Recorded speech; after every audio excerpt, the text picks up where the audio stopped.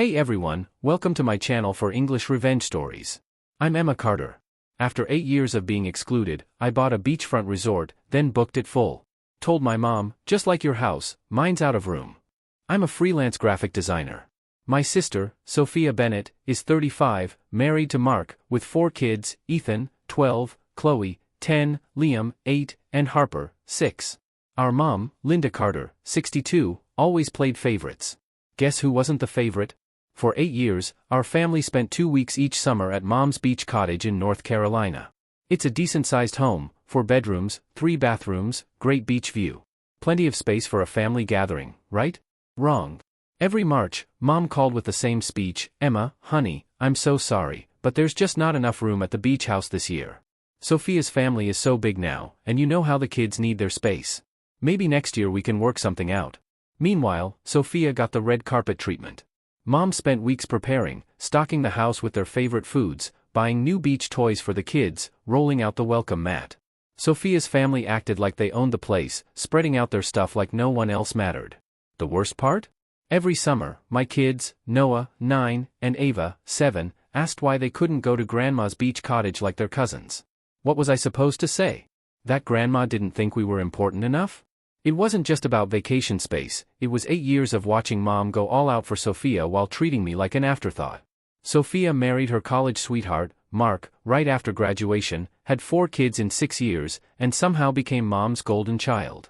Mark's in sales, makes good money, but nothing crazy. Still, they were always the successful ones. Me? I built my graphic design business from scratch 4 years ago after my divorce. I work my butt off, often 12-hour days, to grow my client base and keep food on the table for my kids. But because I work from home and don't have a 9 to 5, Mom assumed I was unemployed. Emma's still figuring things out, she'd tell relatives at family gatherings. Sophia, living her stable life with Mark and the kids, would make little digs whenever we were together. "Must be nice to have such a flexible schedule," she'd say with a fake smile. I couldn't handle not knowing where my next paycheck was coming from.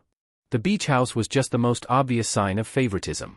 Every year, Sophia posted dozens of Instagram photos from their perfect family vacation at Mom's beach house, kids building sandcastles, Mark grilling on the deck, Sophia lounging in a hammock with a drink.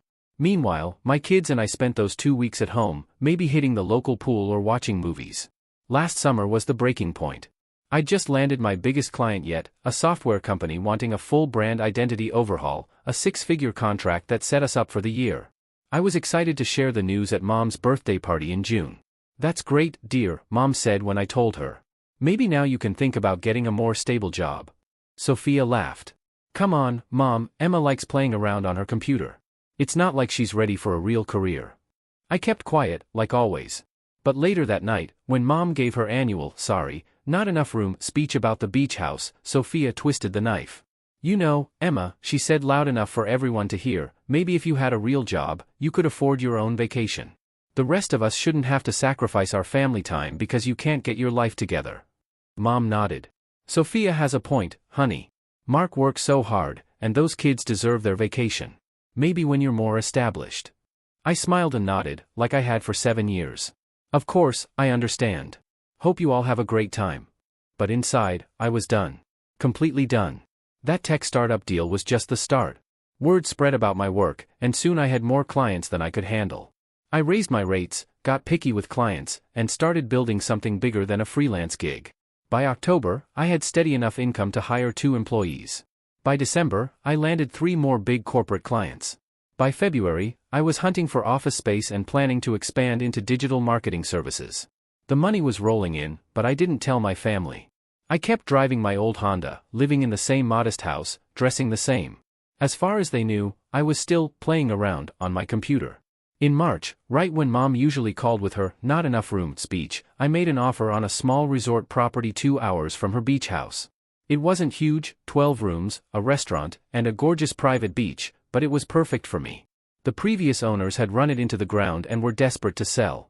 I bought it for a steal and hired a management company to handle daily operations while I worked on renovations. By May, the resort was transformed.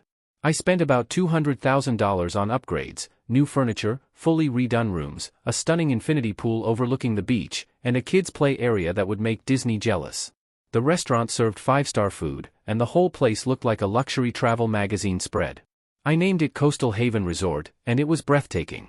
Most importantly, it was mine. All mine. It soft opened in June with a few paying guests to work out kinks. Everything went smoothly, reviews were amazing, and summer bookings poured in fast.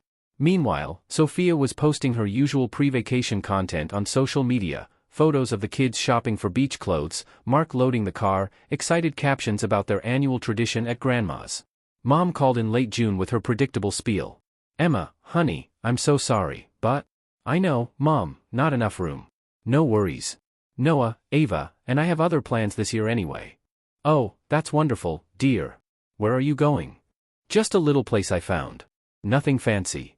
First week of July, I drove to Coastal Haven with my kids. I'd reserved us the best suite, a two-bedroom beachfront room with a private balcony and direct beach access. Noah and Ava were floored. "Mom, this place is incredible," Ava said, running around the suite. "Are we really staying here for 2 whole weeks?" "We sure are, baby girl." We spent our days on the private beach, eating amazing food at the restaurant, swimming in the infinity pool, and doing activities I'd planned: horseback riding, deep-sea fishing, kayaking. We'd never been able to afford a vacation like this before. Seeing my kids enjoy it was worth every penny, but the best was yet to come. In August, I started making calls. First, I reached out to my Uncle Thomas and Aunt Susan, Mom's brother and sister-in-law. They'd always been kind to me and my kids, with 3 children around Noah and Ava's age. "Hey, Uncle Thomas, I want to invite you guys to spend Labor Day weekend at this resort. All expenses paid, food, activities, everything. I just want to treat the family to something special." "Emma, that's incredibly generous, but we couldn't possibly." "I insist. I've had a really good year business-wise, and I want to share it with the people who matter to me." Next, I called my cousin Daniel, Mom's nephew, and his wife Laura. They had 2 teens who rarely got to have fun since money was tight. "Daniel, how'd you guys like to spend a long weekend at a 5-star resort?" "My treat. I know money's been tight since Laura got laid off, and I thought the family could use a break." I called my dad's sister, Aunt Ellen, and her husband. I called my second cousins, the Garcia family, who'd always struggled but were the nicest people you'd ever meet. I called everyone who'd ever been good to me and my kids, who made us feel included and valued. By the time I was done, I'd invited 22 extended family members to spend Labor Day weekend at Coastal Haven. I booked the entire resort, hired a private chef for all meals, and scheduled activities for all ages. I didn't invite Mom or Sophia. Labor Day weekend was incredible. My relatives were blown away by the resort, often asking how I could afford such a stunning place. I just smiled and said, I had a good year. On Saturday night, Uncle Thomas pulled me aside. "Emma, this is unbelievable. You've really done something special here. Your mom must be so proud." "Mom doesn't know about it," I said casually. "What do you mean?" "I mean, I didn't invite her or Sophia." Uncle Thomas looked confused. "But why? This is a family gathering." "Thomas, for 8 years, Mom's told me there's not enough room at her beach house for me and my kids. Every summer, we've been left out because Sophia's family takes up too much space. So this year, I hosted my own family gathering, and unfortunately, there's just not enough room for everyone." The truth spread fast among the group. Everyone knew about the beach house situation. They'd heard Mom's excuses and Sophia's comments over the years. Some had even quietly asked Mom why I wasn't included. Monday morning, as everyone checked out, my phone rang. It was Mom. "Emma, where are you? Thomas just called with some ridiculous story about you owning a resort. That can't be true." "It's true, Mom." "What? How is that possible? You don't have that kind of money."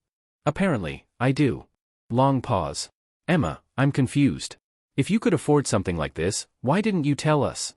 Why didn't you invite us? You told me there wasn't enough room at your beach house. I'm telling you there's not enough room at my resort. That's completely different." "Is it, Mom? Not big enough for everyone?" "Well, guess what? Neither is my resort." "But Emma, we're family." "Funny how you remember that now." I hung up. 20 minutes later, Sophia called. "What the hell is wrong with you?" she yelled. "Mom is crying her eyes out. How could you do this to us?" "Do what, Sophia? Have a family gathering? You deliberately excluded us. The way you excluded me and my kids for 8 years. That was different. The beach house really isn't big enough for everyone. And my resort really isn't big enough for everyone either. Funny how that works. This is petty and vindictive, Emma. You're better than this." "No, Sophia, I'm exactly this. I'm tired of being treated like the family failure when I work twice as hard as anyone else. I'm tired of watching my kids get left out because you decided your family matters more than mine. The weeks after were intense. Mom called daily, sometimes crying, sometimes angry, always demanding to know why I was punishing them. I raised you better than this, Emma. This isn't how family treats each other. You're right, Mom. Family doesn't treat each other the way you've treated me for 8 years. I never excluded you. There genuinely wasn't enough room. There was room, Mom. You just chose to give it all to Sophia. Every year, you chose her family over mine. Every year, you made my kids feel like they didn't matter. Did you think I wouldn't notice? Did you think they wouldn't notice? Sophia took a different approach, telling family members I was cruel, hurting innocent kids over a perceived slight. But the relatives at the resort weekend knew the truth. They'd heard Mom's excuses and Sophia's digs for years. They'd seen me smile and nod despite being excluded. Uncle Thomas called Mom and said she owed me an apology.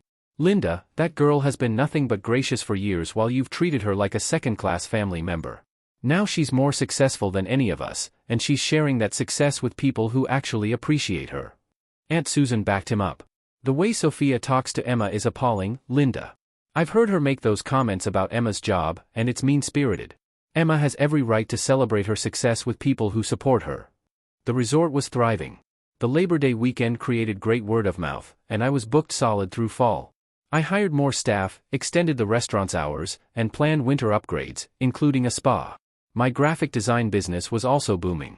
The resort's success gave me confidence elsewhere. I charged higher rates, took on bigger projects, and my industry reputation grew. Noah and Ava were thriving too, proud of what I'd built, happy we could now afford things their cousins took for granted.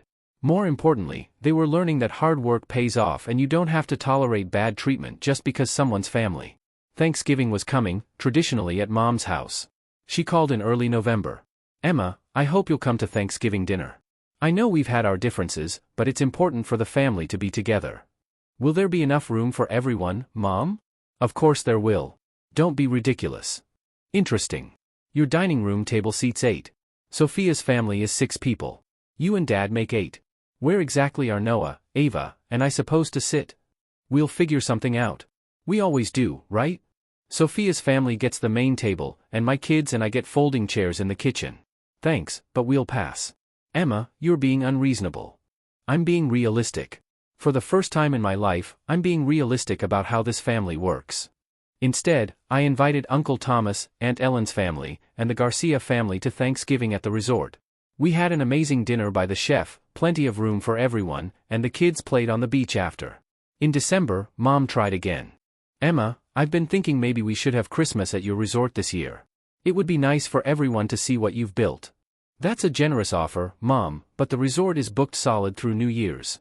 I don't have any availability. But surely you could make an exception for family.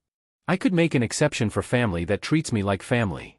What do you want from me, Emma? Do you want me to apologize? Fine, I'm sorry. I'm sorry if you felt excluded from the beach house. I was just trying to accommodate everyone. No, Mom. You were accommodating Sophia. There's a difference. Sophia has 4 kids, and I have 2. Apparently, your math says 4 is more important than 2. Mom hung up on me. I spent Christmas morning with Noah and Ava at home, then drove to the resort for Christmas dinner with the family members who'd become my real support system. We had 25 people, minus Mom, Dad, Sophia, and her family. It was the best Christmas I'd had in years, no passive-aggressive comments about my career, no watching my kids get cheaper gifts than their cousins, no feeling like I had to be grateful for scraps of attention. Just great food, real laughter, and people who valued what I'd worked hard to create. On New Year's Eve, standing on the resort's deck watching fireworks over the water with my kids, I made a resolution. No more apologizing for my success. No more shrinking to make others comfortable. No more accepting crumbs from people who should have celebrated my achievements. The resort proved I wasn't the family failure they'd made me feel for years. I was a successful businesswoman who built something beautiful from nothing. My kids were proud of me. My true friends supported me.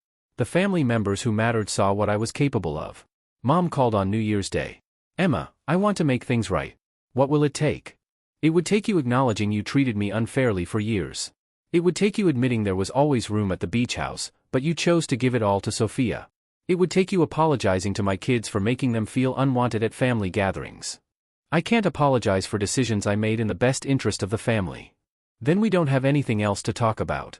You're really going to throw away our relationship over a vacation house? Mom, I'm not throwing anything away. I'm just done pretending being related means I have to let people treat me poorly. I'm done teaching my kids that family means accepting less than you deserve. It's been 6 months since I bought the resort. Business is fantastic. I'm expanding into a second property, and my graphic design firm is now a full-service digital agency with 8 employees. Noah and Ava are thriving, confident, happy kids who know their worth and won't be treated as less by anyone. Some family members tried to mediate between Mom and me, but I'm not interested. I've spent too long as the family peacekeeper, covering for others' bad behavior and excusing mistreatment. Sophia sent me a Facebook friend request last month. I declined it. Mom sends articles about families healing and the value of forgiveness. I delete them unread. By June, the resort was booked solid through September, with waiting lists for every weekend and corporate groups reserving retreats months ahead. The success was overwhelming. Noah finished 4th grade with all A's, Ava excelled in 2nd grade. They joined the local swim team and made friends fast. For the first time in years, they weren't wondering why they couldn't go to family gatherings or why Grandma didn't seem to like them as much as their cousins. Mom, Noah said one evening over dinner on the resort's veranda, Ethan asked me at school why we don't come to the beach house anymore. Ethan was Sophia's oldest, at the same school as Noah. I'd been waiting for this talk. What did you tell him? I told him we have our own place now. He said it looked way cooler than Grandma's house when he saw the pictures on Instagram. I smiled. The resort had a strong social media presence, with posts about activities, stunning sunsets, and happy families. It wasn't meant to be petty, but it felt good knowing Sophia likely saw every post. He asked if he could visit sometime, Noah said. I told him I didn't know if his mom would let him. It stung a bit. The kids were innocent in this, and Ethan had always been kind to Noah and Ava, but I wasn't ready to open that door. Rachel, my cousin Daniel's daughter, announced her engagement in July. The wedding was set for October, the first big family event since everything blew up. Daniel called to invite me personally. Emma, I know things are complicated with your mom and Sophia, but Rachel really wants you there. You've been so generous to our family, and she considers you one of her favorite aunts. Will Mom and Sophia be there? Of course, it's a family wedding, but Rachel specifically asked me to make sure you knew how much she wants you there. She said, if anyone deserves to celebrate with family, it's Emma. I thought about it for a week. Rachel was a sweet girl who'd always been kind to me and my kids. She didn't deserve her wedding day ruined by family drama. I'll be there, I told Daniel, but I'm bringing security. Security? Just one guy, someone to make sure things don't get out of hand if Sophia tries to make a scene. The wedding was beautiful. Rachel looked stunning, and the vineyard venue, an hour from the city, was gorgeous. I arrived with Noah and Ava, dressed to the nines, Mia in a lovely navy dress, Noah in a crisp suit. They looked like they belonged at any upscale event. Mom spotted us during cocktail hour, approaching cautiously, like she wasn't sure what to expect. Emma, you look wonderful. The kids have grown so much. Thank you. How have you been? I heard the resort is doing very well. It is. She waited for me to say more, but I didn't. After an awkward pause, she tried again. I've been thinking about our Christmas talk. Maybe we could talk again soon. Maybe. Sophia appeared at Mom's shoulder, looking like she'd rather be anywhere else. Hi, Emma. Sophia. The kids look nice, she said, glancing at Noah and Ava chatting with their second cousins by the appetizer table. They do. The conversation was painfully awkward. Other relatives kept joining, probably hoping we'd resolve things right there, but I was done making others comfortable at my expense. At dinner, I noticed something interesting. The seating chart put me and my kids at the main family table, between Uncle Thomas's family and Aunt Ellen's. Mom and Sophia were at a separate table with Sophia's kids and Mark. Rachel had made a choice that didn't favor Mom. During the reception, Rachel came over while dancing. Auntie, thank you so much for coming. I know things are weird with Grandma Linda right now. Your wedding day isn't about family drama, sweetheart. I'm here to celebrate you. I just want you to know that what you did with the resort weekend was amazing. Cousin Daniel's family still talks about it all the time. They said it was the best vacation they'd ever had. I'm glad they enjoyed it. And I want you to know I see how hard you work and what you've accomplished. Not everyone in the family gives you credit, but some of us do. Rachel's words meant more than she knew, a 24-year-old with more emotional intelligence than people twice her age. As the night wound down, Sophia cornered me near the bar, clearly drunk. We need to talk. No, we don't. Yes, we do. This has gone on long enough. You're tearing the family apart. I'm not tearing anything apart, Sophia. I'm just not participating in my own mistreatment anymore. Oh, please. Mistreatment? You're being dramatic. 8 years, Sophia. 8 years of being told there wasn't room for my kids at family vacations. 8 years of hearing your comments about my career and life choices. 8 years of watching my kids feel excluded while yours got treated like royalty. Those weren't personal attacks. I was just being honest about your situation. My situation? You mean building a 6-figure business from scratch while raising 2 kids alone? That situation? Sophia's face reddened. You act like you're so successful now. But where was all this money when we were growing up? Why didn't you have a stable job when your kids were little? Because I was building something better than a stable job. I was building a business, investing in my future instead of settling for comfortable mediocrity. Comfortable mediocrity? I have a good marriage and 4 healthy kids. And I'm happy for you, but that doesn't give you the right to treat me like I'm less because I chose a different path. Sophia glanced around to make sure no one was listening, then leaned in. You want to know the truth? Mom was trying to protect you. She knew you couldn't afford to contribute to vacation expenses like Mark and I could. She was trying to save you the embarrassment. I stared at her for a long time. Sophia, I offered to pay my share of expenses every year. Every year, I told Mom I could cover food, utilities, whatever she needed. She never asked me to contribute anything. That's not how I remember it. That's because you were never part of those conversations. You just assumed I was broke because it made you feel better about excluding me. Marcus, a great guy who does event security on the side, appeared at my elbow. I'd asked him to keep an eye out and step in if talks got heated. Everything okay here, Miss Emma? Sophia looked shocked. You really brought security to a family wedding? I brought insurance against drama. Looks like it was a good investment. I walked away before she could respond. Monday morning after the wedding, my phone rang. It was Uncle Thomas. Emma, I heard there was some tension at the wedding. Are you okay? I'm fine, Uncle Thomas. Sophia had a few drinks and decided it was time for a heart-to-heart. Daniel told me you handled yourself well. He also mentioned you brought security.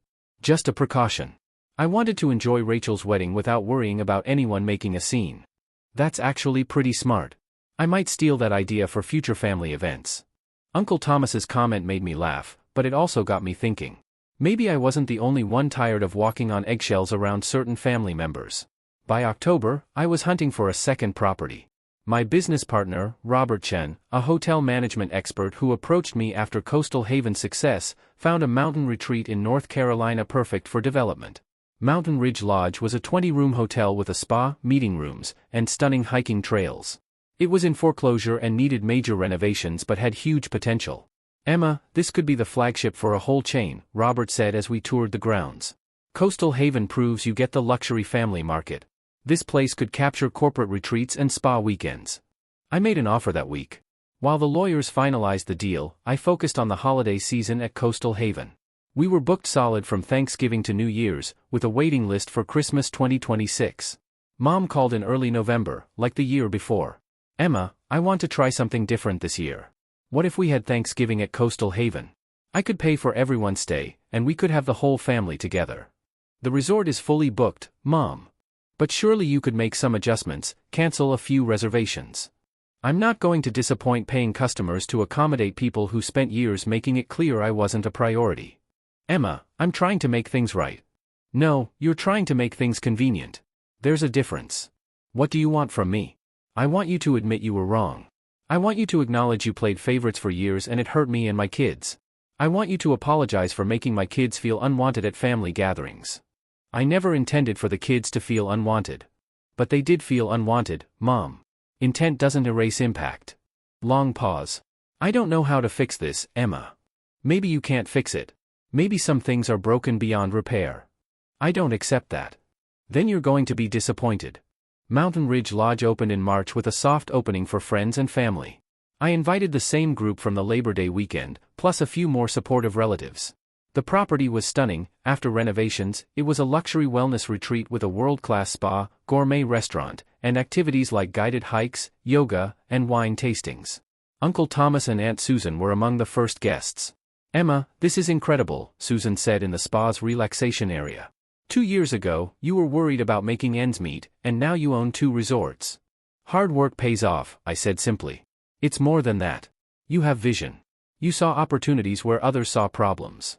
That night at the Mountain Ridge restaurant, Uncle Thomas stood to toast. I want to say something about Emma, he said. 2 years ago, some in this family thought she was struggling to find her way. They were wrong. She wasn't struggling, she was building, creating something amazing while the rest of us were comfortable with the status quo. He raised his glass. To Emma, who proved success isn't about following someone else's path. It's about having the courage to build your own. Everyone raised their glasses, and I felt a warmth that wasn't from the wine. A week after Mountain Ridge opened, Sophia called. She sounded different, less defensive, more tired. Emma, can we talk? Really talk, not like at the wedding.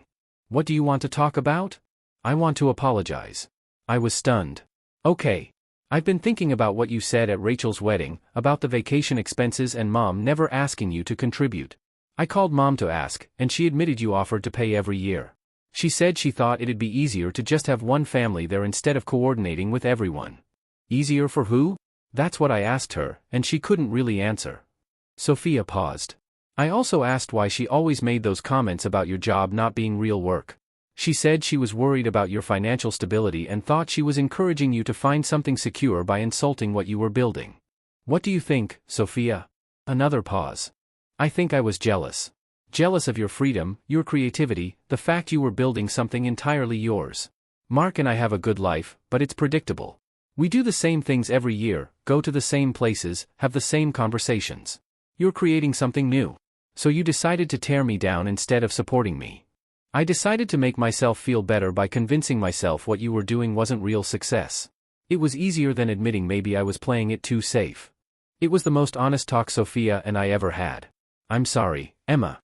I'm sorry for the comments about your job. I'm sorry for supporting Mom's decision to exclude you from vacations. And I'm sorry for making you feel like you weren't successful enough to deserve respect. Thank you for saying that. Is there any chance we could start over? Not go back to how things were, but maybe build something new. I thought about it. Maybe, but it'd have to be different.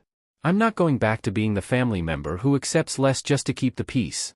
I understand, and I respect what you've built. Both businesses are incredible. Thank you. Would it be okay if I brought the kids to visit Coastal Haven sometime? Not as a family obligation, just as customers paying for a vacation. I'd be happy to have you as guests. But Sophia, things are different now. I'm different now. I know. And maybe that's a good thing. People say blood is thicker than water, but that's not the whole story. The full quote is, the blood of the covenant is thicker than the water of the womb. The relationships you choose and cultivate are stronger than those you're born into. I chose to build a business, a life, and relationships with people who respect me. I chose to stop accepting less than I deserve just because someone shares my DNA. Some might call me petty or vengeful. Maybe I am. But after 8 years of being told there wasn't room for me and my kids, I found something beautiful. There's always enough space when you build your own table. The beach house fits 8 people comfortably. My 2 resorts host 96 guests and employ 43 staff. Sophia was right about one thing, a real job lets you buy your own vacation. Sometimes the best revenge is living well, and business is pretty damn good. As I write this, it's been 3 years since I bought Coastal Haven. Mountain Ridge Lodge is booked through next summer, and I'm eyeing a 3rd property in Colorado. My graphic design firm has 15 employees and clients nationwide. Noah, now 11, wants to be an entrepreneur like me. Ava, 9, wants to be a chef at one of our resort restaurants. They're confident, happy kids who know their worth and won't settle for second best. Mom and I have talked several times over the past year. She's trying to understand why her actions hurt me, and I'm trying to forgive. It's slow, but we're making progress. Sophia and I have a new dynamic, not as close as before, but there's mutual respect now. Her family visited Coastal Haven last summer, and it was a good experience. No comments about my career, no passive-aggressive jabs about money, just 2 families enjoying a vacation. The family dynamic has changed forever. I'm no longer the family member who needs charity or pity. I'm a businesswoman employing 43 people and giving back through local jobs and charity. Most importantly, I'm not the family member who settles for less just to keep the peace. I built my own peace, and it's beautiful. Sometimes the best revenge isn't revenge at all. It's refusing to shrink to make others comfortable. It's creating something so beautiful people can't help but admire what you've built. And when someone says there's not enough room, the best response is to build your own, then another, then an empire. When you have the blueprints, there's always enough room.